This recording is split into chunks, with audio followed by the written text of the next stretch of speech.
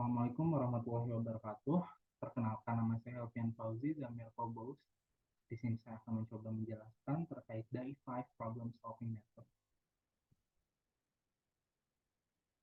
Problem solving method itu kan ada banyak. Nah, ini kita salah satunya mengetahui salah satu problem solving method yang sudah diajarkan kemarin pada kelas metode numerik. Nah, dari 5 problem solving method ini merupakan suatu tools atau alat problem solving yang terstruktur untuk memecahkan permasalahan matematika atau numerik dengan efisien. Dari 5 ini seperti namanya memiliki 5 step atau langkah dalam melakukan problem solvingnya. Yang pertama itu adalah consciousness. Consciousness ini berhubungan erat dengan awareness kita agar selalu mengingat Tuhan sehingga mengerjakan segala sesuatu demi kebaikan bersama. Kemudian selanjutnya ada intention. Intention atau maksud ini memiliki arti niat kita untuk mengerjakan sesuatu karena Tuhan agar semua dikerjakan bisa lebih berkah. Jadi mengerjakan sesuatu itu selain untuk yang menyelesaikan tugas atau yang menambah skill atau untuk menyelesaikan pekerjaan, tapi juga kita niatkan itu untuk Tuhan, untuk Allah, sehingga pekerjaan kita bisa menjadi lebih berkah. Kemudian yang ketiga ada initial thinking. Nah, initial thinking ini kita mulai menganalisis, mulai memahami dan mengambil intisari dari suatu informasi yang berkaitan dengan problem statement yang ada. Informasi yang diambil ini dapat berupa pattern, properties, dan lain-lain. Kemudian yang keempat ada idealization. Nah, pada step ini kita mulai memformulasi metode matematis dapat dengan bantuan rumus-rumus, hukum-hukum, ataupun dengan bantuan alat elektronik seperti software, aplikasi, dan lain-lain. Kemudian yang terakhir ada instructions. Jadi pada step ini ada step terakhir di mana kita menyelesaikan permasalahan dengan mensubstitusi semua nilai-nilai yang sudah didapat. Selanjutnya kita mari ke case application atau case tadi dengan menggunakan aplikasi dari DAI5 problem solving method. Pertama itu consciousness, kita harus selalu aware bahwa saat setiap mengerjakan sesuatu, melakukan sesuatu, bahwa itu dapat dilihat Tuhan dan kita mengerjakannya demi kebaikan bersama. Kemudian yang kedua ada intention. Jadi di sini niatnya bukan hanya untuk mengerjakan tugas, menyelesaikan tugas, tapi juga diniatkan untuk melakukan ini karena Tuhan, karena Allah, sehingga bisa lebih berkah. Kemudian yang ketiga adalah ada initial thinking. Nah, kita mulai menganalisis atau memahami permasalahan yang ada. Jadi di sini ada sebuah tangki silindrikal yang akan dikuras. Nah, dikuras, lubang untuk mengurasnya itu atau mengeluarkan airnya itu kita asumsikan yaitu 5 cm. Kemudian ada ini diameter dari tangki airnya itu misal 20 dan lubangnya 5. Kemudian ketinggian dari tangki airnya itu 12. Nah, apa yang dicari di sini adalah waktu berapa lama tangki air itu selesai dikuras. Nah, kita selanjutnya kita masuk ke metode selanjutnya yaitu idealization. Nah, kita mulai memformulasikan permasalahan yang ada dengan metode matematis, yaitu dengan menggunakan bantuan rumus. Nah, di sini saya menggunakan bantuan rumus dan software. Nah, pertama-tama kita bisa menggunakan rumus energi, di mana DE per DT itu sama dengan Q tambah W. Jadi Q tambah W di sini adalah 0, karena tidak. Kemudian kita juga mengetahui bahwa rumus E itu adalah sama dengan MGH tambah setengah MV kuadrat tambah Q. Nah, kita substitusikan rumus itu ke rumus di atas.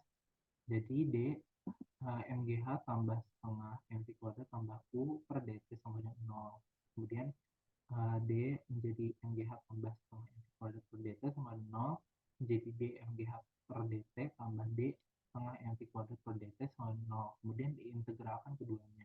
Nah, di sini sini titiknya itu jadi H2 menuju H1. Nah, di mana H2 di sini itu tingginya 0, kemudian ditambah V2 menuju 0 setengah mv kuadrat, V2 menuju V1, di mana asumsi bahwa V1 itu 0 juga. Kemudian kita akan mendapatkan hasil dari integral ini menjadi MGH1 minus 0 ditambah dalam kurung 0 minus setengah mv2 kuadrat sama dengan 0, di mana nanti MGH1 sama dengan setengah mv kuadratnya pindah ruas, dan kita dapat mengetahui I2-nya itu adalah sama dengan akar 2GH.